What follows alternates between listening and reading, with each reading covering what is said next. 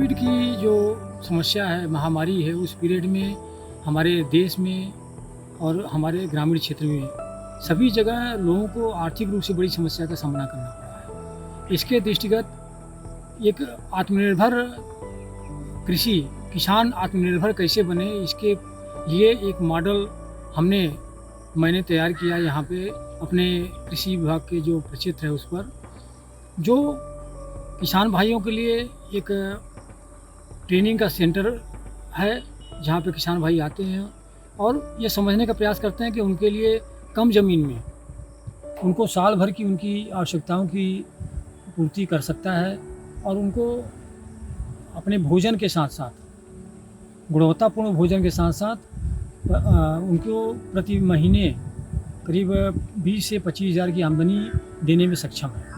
इसे जो एकीकृत कृषि प्रणाली का मॉडल हम लोगों ने तैयार किया है, इस मॉडल में हमने पूरे 1 एकड़ अगर ज़मीन किसान के पास है तो उसको 4 भागों में बांटा है। एक भाग जो खेत तालाब हमने बनाया है, जिसमें मछली पालन और बतख भी उसमें छोड़ रखा है।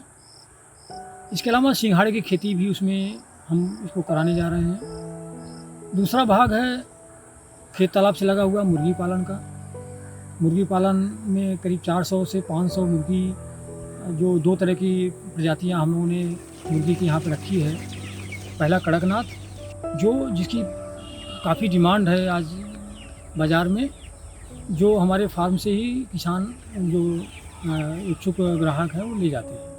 दूसरा प्रजाति है देसी मुर्गे की। इन दोनों प्रजातियों को रखने का हमारा कारण है कि एक तो इनमें बीमारियां कम लगती हैं, तो जो बाज़ार में मुर्गे मिल रहे हैं उसमें ज़्यादा मात्रा में एंटीबायोटिक्स और स्टेरॉइड्स का प्रयोग लोग करके उसको जल्दी बढ़ा करके बेच रहे हैं। यह लोगों के स्वास्थ्य के लिए भी बड़ा हानिकारक है। तो हम दोनों तरीके से किसान को भी अच्छा लाभ मिले और खाने वाले को भी कोई ऐसा हानिकारक असर ना पड़े, इसको भी हम लोगों ने ध्यान में रखा है। दूसरे पार्ट में हम लोगों ने फसल चक्र रखा है, जिसमें जो किसान की दैनिक आवश्यकताएं हैं, अनाज की, दलहन की और गेहूं चावल की, इसको पूरा करने के लिए हमने उस पर पूरा व्यवस्था किया है और पूरी तरीके से उसको जीरो बजट आधारित खेती की जो पद्धति है उस पर अपना के कर रहे हैं, जिससे गुणवत्तापूर्ण बहुत ही अच्छा अनाज उसको खाने को अपने को मिलेगा। जो हमारी यहाँ की मिट्टी है, परीक्षण में यह पाया गया कि वहाँ पर जीवांश की मात्रा बहुत ही कम है, 2.2% से 0.3% तक की है, जबकि 0.5 से ज़्यादा या 0.8 होना चाहिए। और अच्छी जो जीवांश की मात्रा है वो 0.8 होना चाहिए। तो इसके दृष्टिगत हमने हरी खाद यहाँ अपने फार्म पे जोड़ा हुआ है। इसके अलावा जीरो बजट का जो इनपुट है, घन जीवामृत और कृषि रक्षा रसायन के रूप में 10 इन सब का प्रयोग हम अपने धान और अन्य फसलों में कर रहे हैं। चौथा हमारा पार्ट है गन्ने के साथ सफसली का, जिसमें हमने गन्ने के साथ राई सफसली के रूप में लिया था। राई हमारी कट चुकी है, अब गन्ना हमारा खड़ा है। आप देख सकते हैं कि बहुत अच्छा गन्ना जीरो बजट के साथ अच्छा गन्ना चल रहा है। इसके साथ उसकी सब्जी की आवश्यकताओं की पूर्ति के लिए तथा दिन प्रतिदिन की जो उसकी पैसे की आवश्यकता है उसको पूरा करने के लिए सब्जी एक प्लाट में हमने लगा रखा है।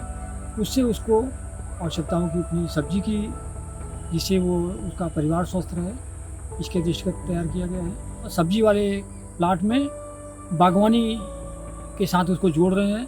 बागवानी से उसको अच्छी आमदनी हो सकती है। एकीकृत कृषि प्रणाली के इस मॉडल को तैयार करने के लिए हम लोगों ने जनपद में जो विभिन्न विभागों के द्वारा दी जा रही सुविधाएं हैं, जिसके अंतर्गत खेत तालाब का कार्य हमारे कृषि विभाग की जो अनुदान है उसके तहत करेगा किसान, जिसमें 2 तरह के मॉडल हैं, 20 गुणे 20 मीटर का और 30 गुणे 35 मीटर का।